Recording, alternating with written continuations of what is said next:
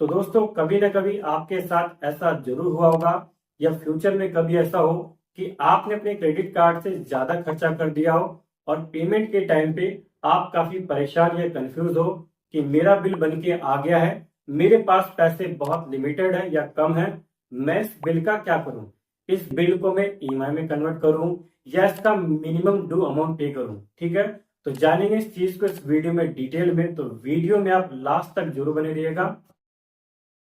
तो वीडियो में आगे बढ़ने से पहले आपको बता दूं कि दोनों ही चीजें आपकी सिचुएशन पे डिपेंड करती है और दोनों ही चीजों को हम अलग अलग एग्जांपल से समझेंगे ताकि आप इस चीज को बहुत अच्छे से समझ पाओ और अपने बिल को काफी अच्छे से मैनेज कर पाओ।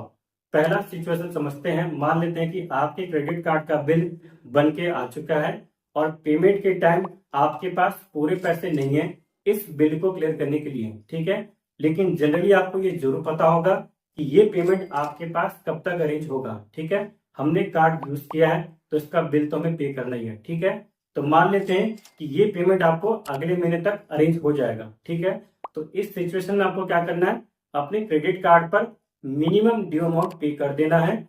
इससे ये होगा कि आपको एक महीने का एक्स्ट्रा टाइम मिल जाएगा अपने बिल को क्लियर करने के लिए। और इसमें आपको छोटा सा इंटरेस्ट देना होता है। अगले महीने आपको जो इंटरेस्ट लग के आएगा 3 से 3.5% का इंटरेस्ट लग के आएगा मिनिमम ड्यू का।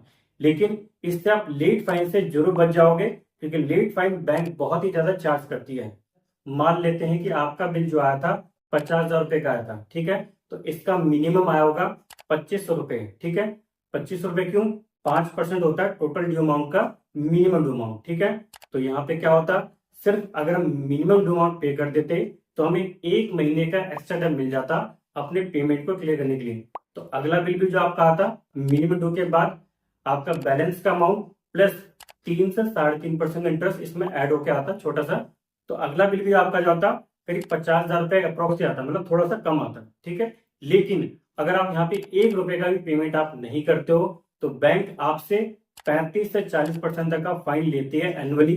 किसी किसी बैंक में तो ये 45% तक है। ठीक है, तो यहाँ पे अगर आप 1 रुपए का पेमेंट अगर नहीं करते हो तो यही बिल आपका जो मिनिमम ड्यू के बाद आपका 50,000 रुपए का आना था, अगर पेमेंट नहीं करते हो तो ये बिल आपका 50,000 रुपए की जगह 60,000 रुपए तक का आ सकता है क्योंकि बैंक बहुत ही ज्यादा लेट चार्जेस लगाती है, काफी चीज इसमें हिडन होती है। ठीक है, तो एटलीस्ट यहाँ पे क्या करना है, ऐसी सिचुएशन में आपको कम से कम मिनिमम ड्यू अमाउंट जरूर पे कर देना है। ठीक है, तो डिफरेंस आप देख ही सकते हैं।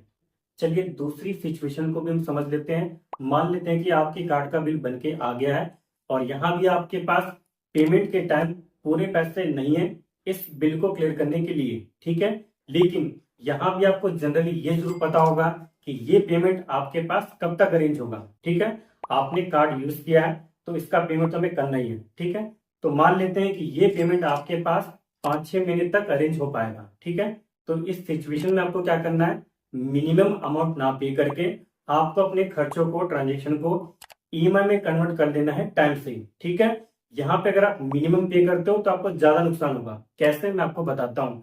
मान लेते हैं कि आपने अपने कार्ड से खर्चा किया था 50,000 रुपए का। ठीक है, अगर आप इस 50,000 रुपए को 6 महीने के लिए ईएमआई में कन्वर्ट भी करते हो, अगर आपको प्रोसेसिंग फीस भी लगता है और बैंक चाहे आपसे जितना इंटरेस्ट चार्ज कर ले 18%, 20%, 24%, ठीक है, फिर भी आपको max to max processing fees के साथ आप सिर्फ 4 से 5 हजार रुपए बैंक को एक्स्ट्रा दोगे। ठीक है, लेकिन अगर आप यहाँ पे ईएमआई के जगह मिनिमम पे करते हो और बाय मिस्टेक अगर आपने 6 महीने तक मिनिमम अगर आप पे करते रहे तो आपको ईएमआई से ज्यादा मिनिमम ड्यू पे करना महंगा पड़ जाएगा।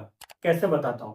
मान लेते हैं कि 50,000 का बिल था, आपने हर महीने एग्जाम्पल के लिए 2500 पे कर दिया रहा हो, तो 2500 को अगर 6 महीने तक पे करते हो तो बैंक को आप 14 से 15 हजार रुपए एक्स्ट्रा दे दोगे। लेकिन यहाँ पे अगर आप ईएमआई करते हो तो बैंक को आपने सिर्फ 4 से 5 हजार रुपए एक्स्ट्रा दिया, वो भी थोड़ा थोड़ा करके, और आपका बिल भी क्लियर हो जाएगा। ठीक है, अगर आपको ईएमआई के ऊपर डिटेल में जानना हो तो ये वीडियो आप जरूर देखिएगा। और इसके साथ साथ मैंने मिनिमम ड्यू के बारे में और लेट चार्जेस के बारे में बहुत डिटेल वीडियो बनाई है, इनका भी लिंक मैं आपको डिस्क्रिप्शन में दे दूंगा। इन वीडियो को भी आप जरूर देखिएगा। ठीक है, तो फ्रेंड्स आई होप आप सभी लोगों के डाउट्स क्लियर हो गए होंगे। फिर भी मेरे से कुछ रह गया हो तो प्लीज कमेंट करके जरूर पूछ सकते हैं। और हमने क्रेडिट कार्ड के ऊपर बहुत सारी यूजफुल वीडियो बनाई हुई है, तो आप चैनल पे जाके प्लेलिस्ट में जाके ये सारी यूजफुल वीडियो देख सकते हैं। फ्रेंड्स, वीडियो अच्छा लगा हो तो प्लीज लाइक करना ना भूले। आपके एक लाइक से ये वीडियो यूट्यूब और भी लोगों तक पहुंचाएगा।